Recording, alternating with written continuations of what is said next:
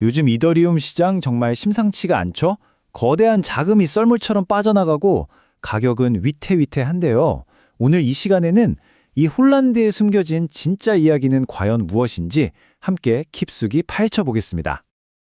자, 그럼 바로 본론으로 들어가서 지금 이더리움 투자자들을 가장 머리 아프게 만드는 이 미스터리의 실체가 뭔지 한번 살펴보죠. 이 모든 혼란의 시작은 바로 이 숫자입니다.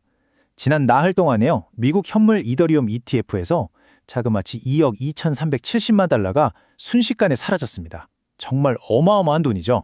근데 놀라운 건 이게 다가 아니에요. 그 중에서도 거의 절반에 가까운 약 1억 달러, 정확히는 9,767만 달러가 단 하루 만에 바로 12월 18일에 증발해 버렸습니다. 엎친 데 덮친 격으로 바로 오늘 5억 달러, 우리 돈으로 약 6천억 원이 넘는 규모의 옵션 만기일이 다가왔습니다. 이게 뭐냐면 특정 가격에 사고 팔기로 한 약속이 끝나는 날인데 보통 이런 날에는 가격이 아주 크게 요동치거든요. 자, 그럼 이 불안한 시장 상황을 데이터를 통해서 좀 더 깊이 들여다보겠습니다. 보시는 것처럼 거대 기관들의 돈은 계속 빠져나가고 있고 중요한 금융 이벤트는 코앞에 닥쳤고 시작이 정말 아슬아슬하게 외줄타기를 하고 있는 그런 상황입니다. 그런데 말이죠, 여기서부터가 진짜 흥미 없습니다.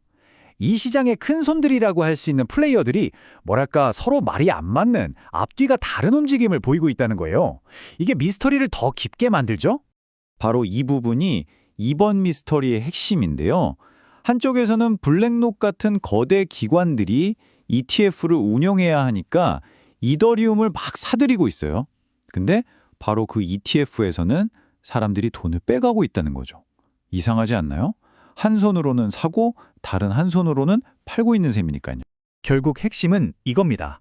블록체인 덕분에 돈이 어디서 어디로 가는지는 다 보이는데 대체 왜? 라는 가장 중요한 질문에는 답을 못하고 있는 거죠. 미스터리가 더 깊어지는 겁니다. 자, 그런데 상황을 더 복잡하게 만드는 것들이 있습니다. 여기에 기술적인 위험 신호랑 외부 위협까지 더해지면서 그야말로 불확실성의 퍼펙트 스톰이 만들어지고 있는 거죠. 차트를 보면요, 이것도 참 헷갈립니다. MACD나 RSI 같은 단기 지표들은 지금 사도 괜찮을지도 하는 신호를 아주 잠깐씩 보내주는데 더 큰 그림, 그러니까 장기적인 경고 신호들이 훨씬 더 강력하게 위험하다고 외치고 있는 상황이거든요. 그 장기 경고 신호 중에서 투자자들이 가장 무서워하는 것 중 하나가 바로 이 데스크로스입니다. 말 그대로 죽음의 교차점인데 이게 한번 나타나면 장기적으로 큰 하락이 올 수 있다는 아주 강력한 신호로 받아들여지거든요. 압박은 이더리움 내부에서만 오는 게 아니에요. 시장 바깥 상황도 만만치 않습니다. 암호화폐 시장 전체에 버블이 꺼질 수도 있다는 불안감도 있고 예전처럼 개인 투자자들의 시장을 받쳐줄 힘도 줄어들었고요. 게다가 오늘은 전통 금융시장에서도 세마녀의 날이라고 해서 엄청난 변동성이 예상되는 날입니다. 온갖 악재가 다 겹친 거죠. 그렇다면 이 모든 혼란, 도대체 왜 일어나는 걸까요? 이 판을 짜는 사람들의 진짜 목적은 뭘까요? 저희가 분석해본 결과 크게 두 가지 시나리오로 좁혀볼 수 있습니다. 첫 번째는 이게 아주 자연스러운 물갈이라는 겁니다. 어설픈 투자자들은 다 털어내고 진짜 큰 손들, 그러니까 기관들이 시장을 장악하기 위한 과정이라는 거죠. 반면에 두 번째 이론은 이건 자연스러운 조정이 아니라 아주 정교하게 계획된 조작이라는 겁니다. 일부러 혼란을 만들어서 개미 투자자들을 속이고 그 속에서 이익을 챙기려는 거대한 세력이 있다는 거죠. 여러분은 어느 쪽이 더 설득력 있게 들리시나요? 이 미스터리를 제대로 이해하려면 지금 당장의 가격 등락에서 한 발짝 물러나서 더 큰 그림을 볼 필요가 있습니다. 바로 이더리움의 장기적인 미래 계획, 즉 로드맵이죠. 이더리움은요, 단기적인 혼란과는 별개로 엄청난 기술적인 발전을 계획하고 있습니다.